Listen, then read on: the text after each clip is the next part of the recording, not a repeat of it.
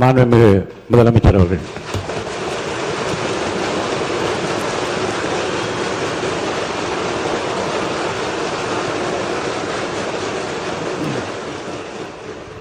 மாண்புமிகு பேரவைத் தலைவர் அவர்களே,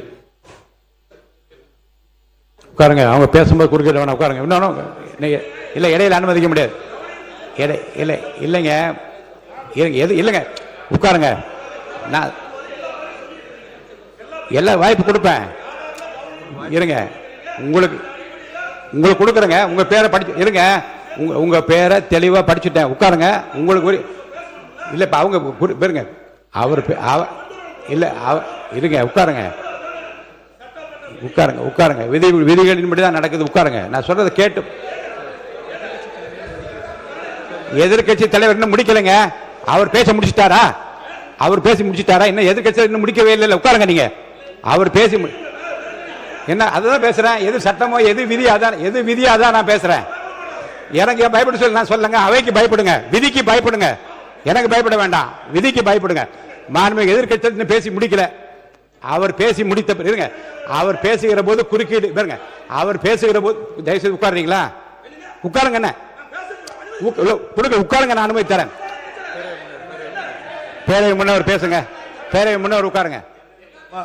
பேசுங்க. நீங்க பேச கருத்து சொல்லுங்க. மாண்பு பேரவைத் தலைவர் அவர்களே, ஒரு நிமிஷம். மாண்பு பேரவைத் தலைவர் அவர்களே, எதிர்கட்சி தலைவர் சொன்னதற்காக இல்லை, ஒரு நிமிஷம். எதிர்கட்சி தலைவர் குறிப்பிட்டதற்காக அதற்கு ஒரு பதில் அளித்ததற்கு பிறகு முறைப்படி உங்களுக்கும் அந்த வழங்கப்படும். ஆகவே நீங்கள் அதுக்குள்ள அவசரப்படாதீங்க. அதுதான் சொல்றேன். நான் அதுதானே சொல்றேன்.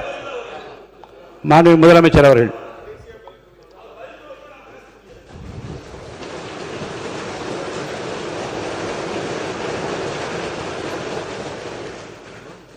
மாண்புமிகு பேரவைத் தலைவர் அவர்களே,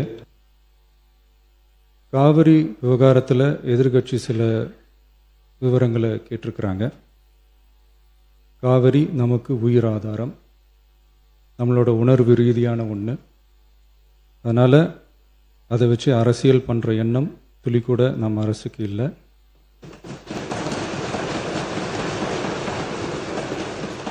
அதுக்கான அவசியமும் இல்லை. மேகதாது விவகாரத்தில் நாம் எல்லாரும் சேர்ந்து தான் தீர்மானம் போட்டோம். அதை நேர்முக கடிதமாக மாண்புமிகு பிரதமர் அவர்களுக்கும் அனுப்பி வச்சிருக்கிறோம். அதோடு நாம் அப்படியே இருந்துடல.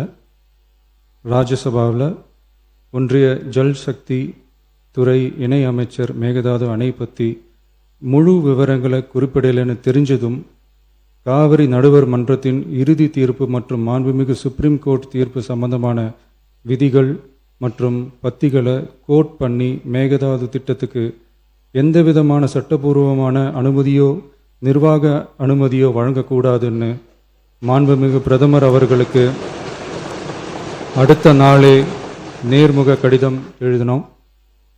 காவிரி நதிநீர் பங்கீட்லேயும் சரி, மேகதாது அணை கட்டுற முயற்சிகளை தடுக்கிறதுலையும் சரி, தமிழ்நாட்டோட உரிமையை நம்ம அரசு கொஞ்சம் கூட விட்டு தரவே தராது. அதுதான் நம்மளோட நிலைப்பாடும். அதே நேரத்தில் கர்நாடகாவில் சில அணைகள் கட்ட ஆரம்பித்ததை பற்றியும் இதே அவையில் 1969 ஒரு விவாதம் நடந்திருக்கு. அப்போது நீர்வளத்துறை அமைச்சராக இருந்தது யார்? அப்போ அணை கட்ட விட்டது ஏன்னு கேட்டு அந்த மாதிரி சீப் பாலிட்டிக்ஸ்லாம் நான் பண்ண விரும்பலை.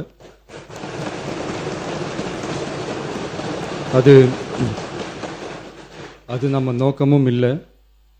ஏன்னா காவிரி விவகாரத்தை ரொம்ப கவனமாக கையாளணும்.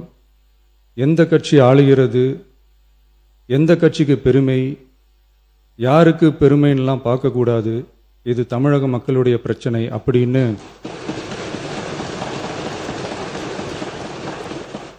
அப்போ இருந்த எதிர்கட்சி தலைவர் திரு கருத்திருமன் அவர்கள் சொன்னதை இந்த சபையில் சொல்ல விரும்புகிறேன். காவிரி பிரச்சனையில் சம்பந்தப்பட்ட 2 மாநிலங்களும் ஒன்றிய அரசும் உட்கார்ந்து முடிவெடுக்கணும்னு 1969 இந்த சபையில் பேசியிருக்கிறாங்க. அதுக்கப்புறம் நிலைமை வேறு மாதிரியெல்லாம் போயிடுச்சுன்னும் நம்ம எல்லாருக்குமே தெரிஞ்சது தான்.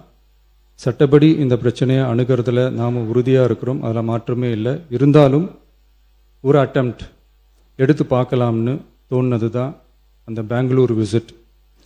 அப்படி ஒரு விசிட் பற்றி ஃபஸ்ட்டு யோசித்து கேட்டதும் நான் தான். நாம் பெங்களூர் போக நினச்சதை பற்றி பல ஒப்பீனியன்ஸ் வந்துச்சு. நாம் போக நினச்சதுக்கு காரணம், ஒருவேளை இந்த பிரச்சனை தீர்க்கறதுக்கான ஒரு பாசிட்டிவ் சைன் கிடைச்சா நல்லா இருக்குமேன்னு ஒரு எண்ணத்தில் தான். இன்றைய காலத்தில் பகை நாடுகளை பேசி தீர்க்க பார்க்குறாங்க, பக்கத்து மாநிலத்தோட பேசி பார்த்தா என்னன்னு நினச்சேன்.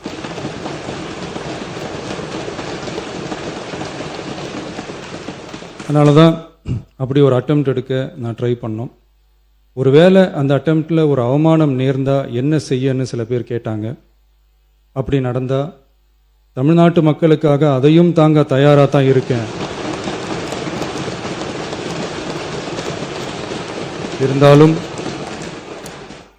இருந்தாலும் நம்ம மேலே அன்பு காட்டின அத்தனை பேருக்கும் என்னோட நன்றிகள். இந்த காவிரி விவகாரம் பற்றி மாண்புமிகு நீர்வளத்துறை அமைச்சர் அவர்கள் உரிய விளக்கம் அளிப்பார். அதே மாதிரி காவிரி பிரச்சனையால் பாதிக்கப்பட்ட விவசாயிகளுக்கான அந்த இன்சூரன்ஸ் ப்ரீமியம் அரசே கட்டுறதை பற்றி கேட்டிருந்தாங்க. அதுக்கான விரிவான பதிலை மாண்புமிகு விவசாய அமைச்சர் அவர்கள் தருவார்.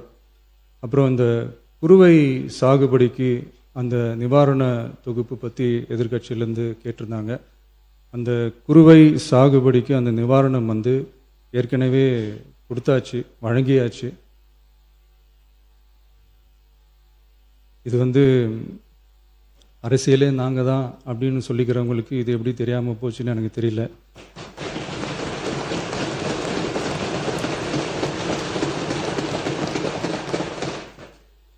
முன்ன பின்ன பேப்பர் படிச்சிருந்தா நாட்டில் என்ன நடக்குதுன்னு தெரிஞ்சிருக்கும்.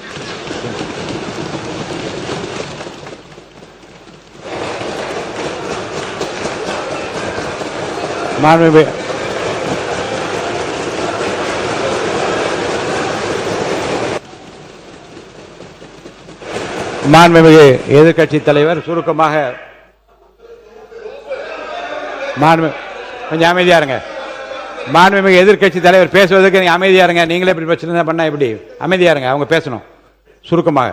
பேரவைத் தலைவர் அவர்களே, ஸ்பெஷல் பேக்கேஜ்னா நீங்கள் கொடுத்தது 134 கோடி கொடுத்தீங்க. அது அனைத்து அரசுலையும் கொடுக்கறக்கூடிய ஸ்பெஷல் பேக்கேஜ் தான்.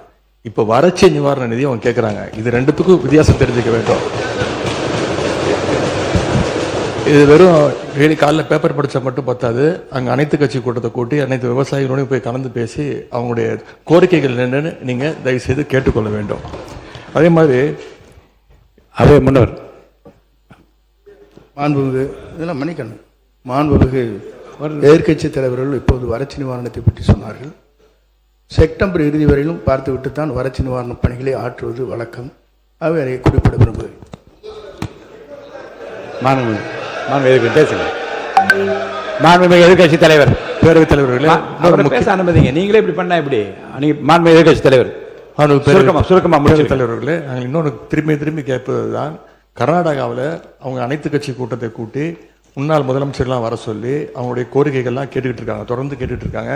இந்த தாவேக அரசு ஏன் அனைத்து கட்சி கூட்டத்தை கூட்டுவதற்கு என்ன உங்களுக்கு பயம், என்ன உங்களுக்கு தயக்கம் என்பதை நான் கேட்டுக்கொள்ள விரும்புகின்றேன். அதே மாதிரி குறுவை பாதித்த சம்பவம் இன்னைக்கு கேள்விக்குறியாக நிலையில விவசாயிகளுடைய தொடர் கோரிக்கை டெல்டா மாவட்டங்களை வறட்சி பாதித்த மாவட்டங்களாக அறிவித்து அதற்கான உரிய நிவாரணங்களை அவங்க தொடர்ந்து கேட்டுட்டு இருக்கிறாங்க. எனவே அதையும் இந்த அரசு செய்ய வேண்டும் என்று கேட்டுக்கொள்கின்றேன். நன்றி.